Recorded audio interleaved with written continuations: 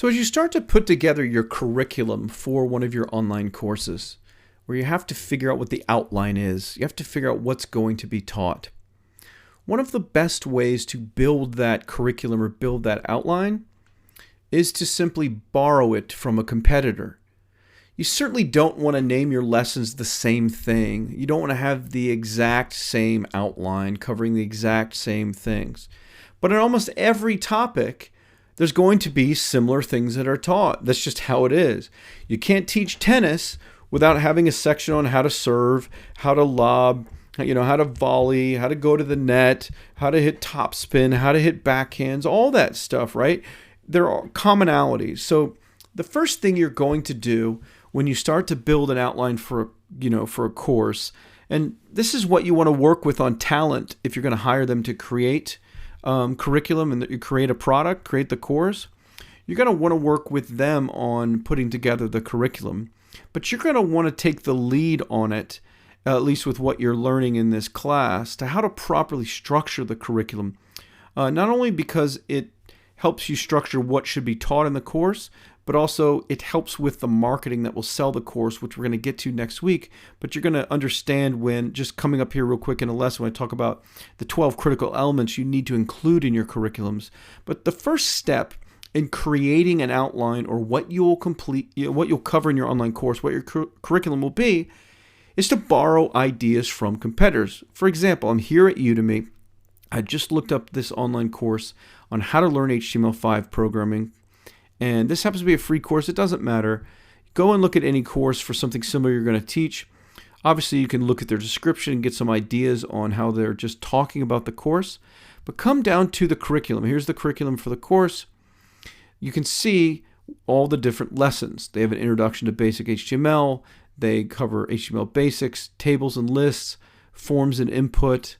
Then they have just, more stuff. HTML features covering graphics, feature detection, drag and drop, using multimedia, SVG. I don't even know what that is, but they talk about using vector graphics, all these things. So at a minimum, you'd want to cover pretty much what your competitors cover. If your competitors are covering some kind of proprietary technique or information, well, then you don't want to kind of, cover that, or unless, they're putting a different label or spin on it, then you can cover the same content. You just have to name it something different. And of course, you never want to plagiarize.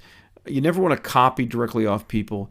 You don't want to teach the exact same technique the exact same way. Certain things will be taught the same way because it's just common things. Hitting a forehand shot in tennis, or hitting a serve where you have to stand at a certain spot behind the baseline. I mean, those are, no matter who's going to teach that, it's pretty much going to cover most of the same information. So there is certain information that's going to be taught the same way. But you want to start with your competitors and see what they're teaching. And you're certainly going to have a linear outline and curriculum, right? You're going to start with beginning concepts and an introduction, and you're going to end with the most advanced part, or part Z, from an A to Z process that closes the loop on it all, that completes teaching the thing. If you're going to teach how to cook something, the final step is whatever the last thing is to finish the cooking of the dish. And so it's going to be linear and in order. That goes without saying. Anything you're going to teach needs to be in order. But where you want to start is analyzing competitors. And you want to look at what they're teaching, what they're including in their courses. And at a minimum, you want to include, at least the 80% most important things that they're teaching. You're going to want to do it as well. And then, of course, you're always going to want to add your own flavor, your own style, include some other things that they don't. I mean, you can certainly just teach exactly what they teach, of course, in your own words, or you're in your talent's own words, not to plagiarize, if that's what it comes down to. But I'm always about making things better than competitors. So find ways to add things your competitors don't have. Include some extras. If you're teaching, let's say, HTML5 and you're going to cover these core things, maybe throw in a few interviews with some other HTML5 programmers. Get their tips, get their advice on, shortcuts to take when using and programming HTML5. Again, all these little things you can just do to add value to what it is that you're teaching. Interviews or case studies are a great way to add additional value and set you apart from your competitors.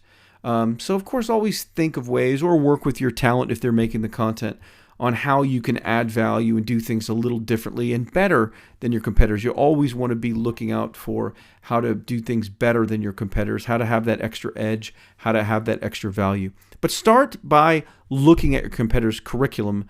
That's the best thing you can possibly do to get started in figuring out what you're going to teach and cover in your own online course.